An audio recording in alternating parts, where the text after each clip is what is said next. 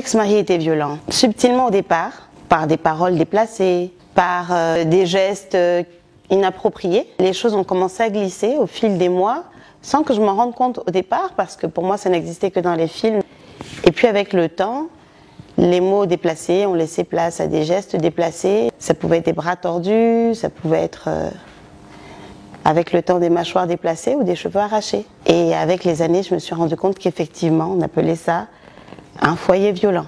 C'était jamais de bleu, c'était jamais de lèvres déchirées, ni d'œil au beurre noir dans un premier temps. Et c'est pour ça que c'était difficile de demander à l'aide, parce que rien ne paraissait, rien ne transparaissait. Parfois même enceinte, donc 10 années durant, j'étais mariée à quelqu'un qui malheureusement n'a pas réussi à venir à bout de cette maladie, parce que je crois que c'est une maladie véritablement. J'ai eu le déclic le jour où je discutais avec mon fils qui avait 5 ans. À l'époque, je crois, on parlait de mariage et il me disait qu'il voulait se marier un jour. Je lui disais oui, c'est très bien, tu vas te marier un jour, tu auras une femme et tu seras très heureux.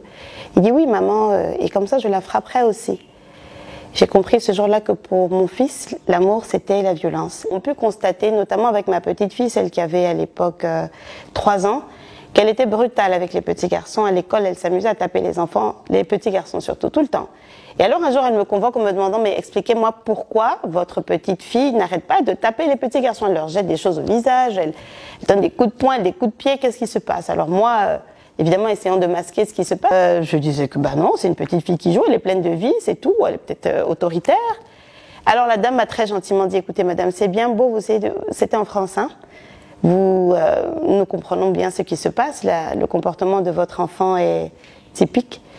Vous essayez de masquer certainement quelque chose qui se déroule à la maison.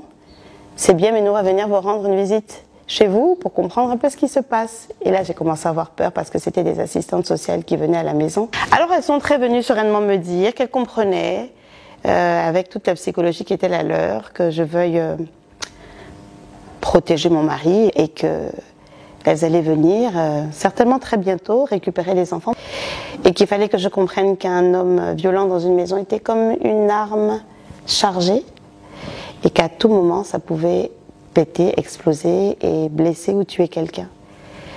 Et là j'ai compris que j'étais en danger. C'est vraiment là que j'ai vraiment décidé du jour au lendemain de partir. Et je me souviens avoir fait appel à la police parce qu'à un moment donné, oui, il y avait beaucoup de remous dans la maison et les enfants avaient peur. Et quand je suis arrivée au commissariat de police pour dire, avec une amie, pour dire que je ne me sentais pas en sécurité, qu'il fallait qu'ils fassent quelque chose, il fallait qu'ils viennent, ils m'ont demandé, mais vous n'avez pas d'œil au beurre noir, vous n'avez pas de sang, on ne voit pas votre lèvre coupée, ou vous avez mal quelque part, est-ce que... Enfin, il n'y a pas de preuve de ce que vous dites. Alors moi, j'avais beau essayer de leur dire que j'étais vraiment pas en sécurité, qu'absolument tout pouvait se dérouler à tout moment, mais ils m'ont dit, écoutez madame, on peut pas l'obliger à quitter la maison, donc vous retournez chez vous, vous fermez la porte de votre chambre si vous voulez, mais il est autant chez lui que chez vous. J'avais pris une décision. J'avais voulu le faire avec beaucoup de, comment on va dire, sagesse, en parlant avec le papa des enfants, et je voulais revenir en Côte d'Ivoire et essayer de voir si on pouvait pas trouver du travail et puis avoir une vie peut-être plus simple, parce qu'avec 4 enfants en Europe c'est difficile logistiquement parlant. Et alors avec tous les mots que j'ai essayé d'apporter, les arguments, il était d'accord en disant oui, qu'il reconnaissait qu'effectivement il y avait un problème. Il m'a dit écoute, je pense que c'est une bonne idée, pars à Abidjan avec les enfants, je vais vous suivre, je vais prendre le temps de suivre une thérapie et puis me soigner, parce qu'effectivement j'ai du mal avec l'alcool notamment et il faut que je me sorte de ça. Partez et je vous retrouverai. Le lendemain, il ne se souvenait plus de cette conversation et donc il était hors de question pour lui que nous partions en fait. Même si après, bon, il nous a quand même accompagnés à l'aéroport, il était convaincu que j'étais en train de partir et que je lui enlevais les enfants et que pendant qu'on était en train de faire que je faisais les bagages, que je rangeais les affaires des enfants et que je faisais mes containers, etc. Un beau jour, il m'a approché, il me demandait où je partais. Alors j'ai dit, mais enfin, je pars en Côte d'Ivoire, comme on a décidé que ça se ferait. Il m'a dit, mais si tu pars, oui, tu partiras, mais ça ne sera pas vivante. Certainement, j'aurais déjà planté un couteau dans ton ventre et ce sont tes entrailles qui retrouveront tes parents à Abidjan. Et là, j'ai su que vraiment, ça pouvait arriver à tout moment. J'ai accéléré les choses, bien évidemment, parce que j'ai tout laissé derrière, toutes mes affaires, tous les jouets des enfants, les papiers, les documents, absolument tout. Absolument tout. Je suis partie avec une valise, je pense, et 4 enfants, dont 2 bébés qui ne marchaient pas. J'étais déterminée. J'étais déterminée à venir me mettre à l'abri, en fait. Je pense avoir vraiment épuisé les solutions qui, pour moi, pouvaient en être. J'ai contacté un centre thérapeutique qui traite ce genre de problème.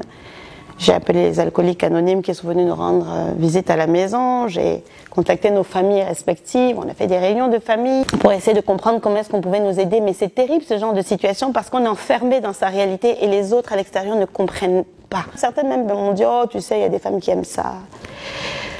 Oh, mais il est tellement sympathique. Mais enfin, il rigole tout le temps. Mais est-ce que tu es sûr que c'est pas toi qui as fait quelque chose pour que... » Ça, c'est revenu souvent aussi. Il y a beaucoup de culpabilité que j'ai traîné avec moi pendant des années.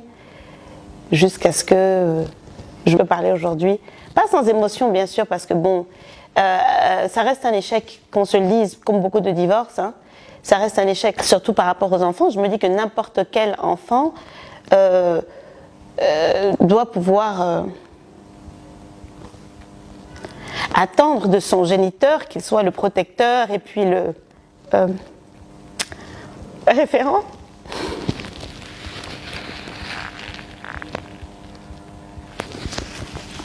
Et puis, bon, la vie n'est pas linéaire.